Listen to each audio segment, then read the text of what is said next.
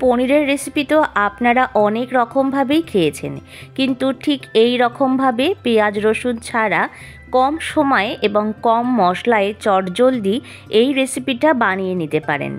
যে কোনো নিরামিষ দিনে, এমনকি ভগবানের ভোগের নিবেদনের ক্ষেত্রেও আপনারা এই রেসিপিটা খুব চটজলদি দেওয়া যেতে পারে।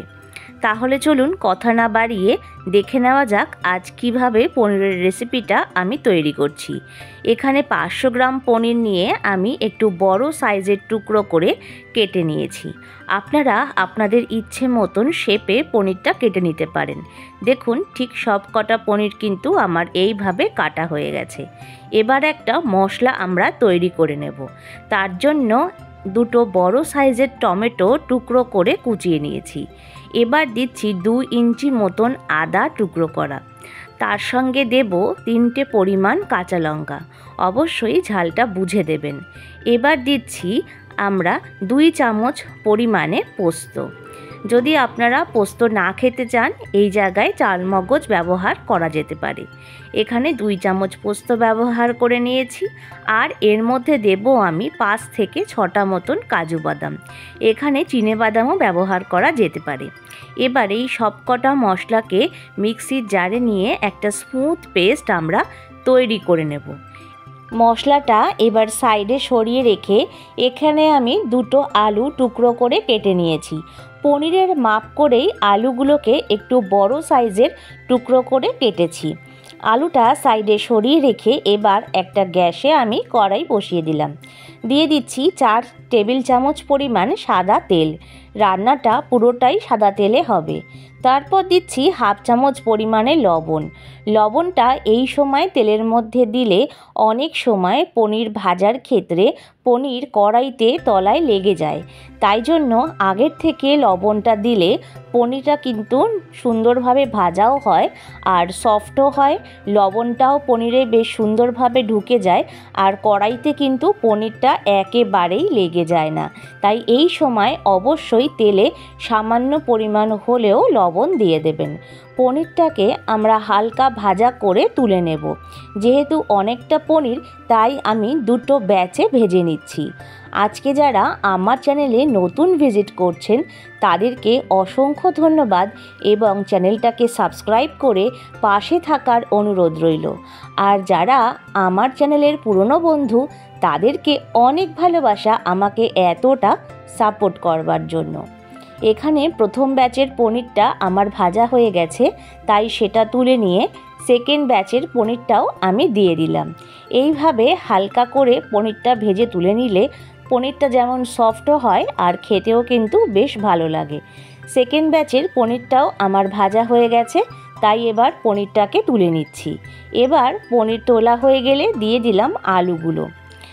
এই সময় আলুটা যখন দেবেন তখন গ্যাসের ফ্লেমটা অবশ্যই কমিয়ে দেবেন, কেননা গ্যাসের ফ্লেমটা বাড়ানো থাকলে আলুটা কিন্তু ঠিকভাবে ভাজা হবে না। তাই উপর থেকে কালারটাও চলে আসবে তাড়াতাড়ি আর খেতে একদমই ভালো লাগবে না। সামান্য পরিমাণ লবণ দিয়ে আমি আলুটাকেও ভেজে নিচ্ছি। হলুদ দেব না, কারণ তাহলে রঙটা ধরে যাবে। এবার দেখুন, সময় নিয়ে যদি আলুটাকে ভাজা যায় তবে কিন্তু আলুটা বেশ সুন্দরভাবে ভাজাও হয় আর মশলা কষানোর সময় কিন্তু আলুটা তাড়াতাড়ি সেদ্ধ হয়ে যায়। আলুটা ভেজে তুলে নেওয়া হয়ে গেলে এবার দিয়ে দিচ্ছি কিছু পরিমাণ গোটা গরম মশলা। দিচ্ছি 2টো এলাচ, দারচিনি স্টিক 2টো আর 3টে লবঙ্গ। এবার দিলাম 1/2 চামচ পরিমাণে সাদা জিরে। এবার ফোড়নটাকে ভালো করে নাড়িয়ে চাড়িয়ে আমরা সুন্দরভাবে ভাজা করে নেব। যাতে জিরে আর ফোড়নটা বেশ সুন্দরভাবে ভাজা হয় সেই দিকে খেয়াল করবেন। তারপর এর মধ্যে দিচ্ছি 1 চামচ পরিমাণে জিরে গুঁড়ো, 1/2 চামচ পরিমাণে ধনের গুঁড়ো আর দিচ্ছি 1/2 চামচ পরিমাণে হলুদের গুঁড়ো। এবার মশলাটাকে তেলের সঙ্গে ভালো করে ভাজা করে নেব। তেলের মধ্যে মশলাটা বেশ সুন্দরভাবে ভাজা হলে রান্নার কালার কিন্তু ভীষণ সুন্দর আসে। আর দিচ্ছি 1 চামচ পরিমাণে চিনি। চিনিটা কিন্তু এই রান্নায় দিতেই হবে, তাহলে কালারটা অপূর্ব আসে। বেশ সুন্দরভাবে নাড়াচাড়া করে নিয়ে যে মশলার পেস্টটা আমরা তৈরি করে রেখে দিয়েছিলাম সেটা এবার আমি দিয়ে দিলাম। এবার মশলাটাকে এই আগের মশলার সাথে ভালো করে কষিয়ে নেব, যাতে টমেটো পোস্ত আর এই জিরে ধনের সঙ্গে ভালো করে মিলেমিশে যায়। ভালো করে যাতে মশলাটা কষে যায় আর তলায় না ধরে যায়, তাই মিক্সির পাত্র ধুয়ে সামান্য পরিমাণ আমি জল দিয়ে দিলাম। এবার বেশ সুন্দর করে নাড়াচাড়া করে এটাকে কষিয়ে নিতে হবে। আর দিচ্ছি 1 চামচ পরিমাণে কাশ্মীরি লঙ্কার গুঁড়ো, যাতে রঙটা বেশ সুন্দর আসে। এবার তেল ছাড়া অবধি আমাদের কিন্তু অপেক্ষা করতে হবে।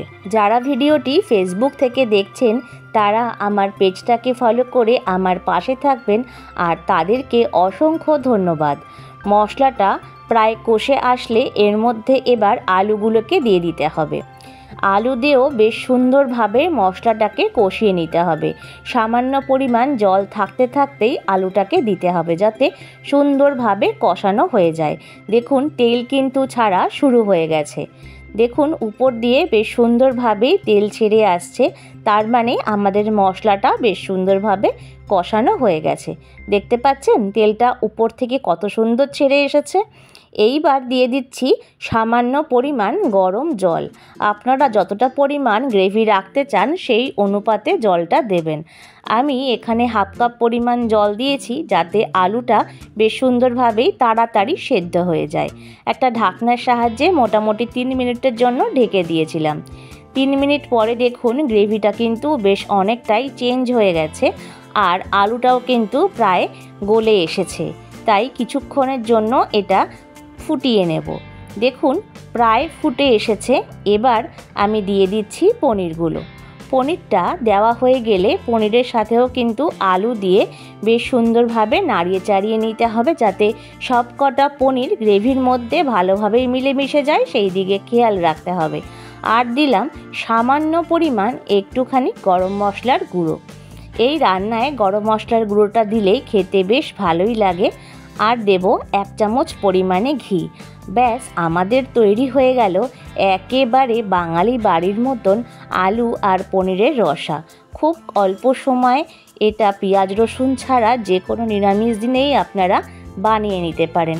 এমনকি ভগবানের নিবেদনের ক্ষেত্রেও এই রেসিপিটা দেওয়া যেতে পারে। এবার মোটামুটি স্ট্যান্ডিং টাইমে আমরা আধ ঘন্টার জন্য রেখে দেব। যে কোনো রেসিপি আধ ঘন্টার জন্য স্ট্যান্ডিং টাইমে রেখে দিলে সেটা খেতে কিন্তু খুবই ভালো হয়। দেখুন কত অপূর্ব কালার এসেছে। প্রত্যেকটা আলু কিন্তু বেশ সুন্দরভাবেই গলে গেছে। এবার একটা পাত্রে আমি পরিবেশন করে নিচ্ছি। ভিডিওটা ভালো লাগলে লাইক, শেয়ার আর কমেন্টস করবেন, আর আমার চ্যানেলের নতুন বন্ধুদের সাবস্ক্রাইব করবার অনুরোধ রইল। প্রত্যেকে ভালো থাকবেন, সুস্থ থাকবেন। আর যারা ভিডিওটা ফেসবুক থেকে দেখছেন তাদেরকে অসংখ্য ধন্যবাদ আমার পাশে থাকার জন্য, এবং পেজটাকে ফলো করে আমার পাশে থাকার অনুরোধ রইল। আমি পিয়ালি আসছি নতুন আরও একটি ভিডিও নিয়ে।